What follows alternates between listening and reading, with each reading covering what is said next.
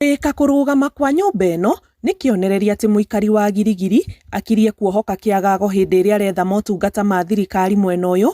Nyũmba ĩno njerũ, mũmbunge Martha Wangari akiuga kũnyitithania motungata mothe marĩa mũingĩ wethaga ofici-inĩ cia thirikari. Tondũ andũ marathiaga okorwo nĩ civil registration kana birth certificates kana death certificates turacirutaga Naivasha. Ndacirehire gũkũ 2020 no tũrakoretwo tũmahete ofici harĩa ha CDF na thaa ici nĩ magũkorwo magĩũka haha nĩgetha makorwo marĩ thĩinĩ wa building ĩno. No thĩ yothe, the whole ground floor turenda tukorwo na registry itũ ya mĩgũnda tondũ macira maitũ ma mĩgũnda magiaga andũ tondũ no nginya wethe fare ya gũthiĩ Naivasha. Okorwo wĩna cira ũgũtũra ũthiaga, waingĩra haha rĩ ndũkũbatara gũthiĩ birth certificates na kũrĩa mwena ũrĩa education ya ngothi highway. Rĩu haha tũgũkorwo twĩna nginya andũ twĩtaga probation, ofici ya ciana ĩgũkorwo ĩ haha, ofici ya education ya andũ agima kana gĩthomo kĩa ngumbaru. Mawabici marĩa matũteithĩtie mũno tondũ tũrathiaga distance nene gũthiĩ gwetha birth certificate, tugathiĩ Nakuru kana tugathiĩ Naivasha. These services, it's not only for Gilgil people, because Gilgil has 5 wards.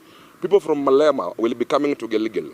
When they come here, they'll be able to spend money in hotels, they'll be able to use transport, they'll be able to use our facilities. Thutha ũcio mũmbunge ũyũ nĩ ahingũrĩte irathi cukuru-inĩ wa mũthingi wa DEB kũrĩa aciari manyitanĩire nake gũikia mũgambo kũrĩ thirikari wa kũria tige gũcerithĩria kĩgĩna kĩrĩa nengagĩra macukuru, makiuga mathomo nĩ maratũba. Ministry ya Treasury na Ministry ya Education nĩ wega tũme mbeca cia cukuru in time kũrĩa gũtakinyĩte tondũ twĩna thĩna mũno angĩkorwo twahingũra tamu ya gatatũ mũthenya wa kerĩ tondũ ndarikana last week ndarĩ kũndũ gwĩtagwo Gĩtangwanyi ndakoranaga na ciana ikĩinũka na ciana ici mũtikariganĩrwo nĩ hĩndĩ ireka kĩgeranio kĩa form 4 na ici ingĩ cia assessment cia junior na cia lower primary. Natumwo mũciĩ atumwo gwetha kanyamũ ga cukuru akoraga mwana ũcio athiaga ngoma ta atuĩka cokora kũrĩa korwo thika ino ihote tũrekagĩrĩria mbeca tene ona thirikota ya mbeca icio cigakorwo cikinye first term nĩgetha ari ciana ici rĩ nari cigakorwo cia kĩrathi.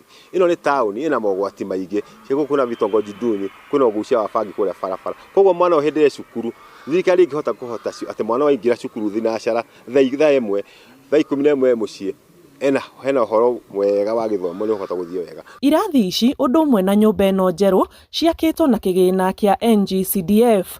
Ngĩribotera Inooro TV njĩtagwo Annie Ngigĩ Wanyamũ.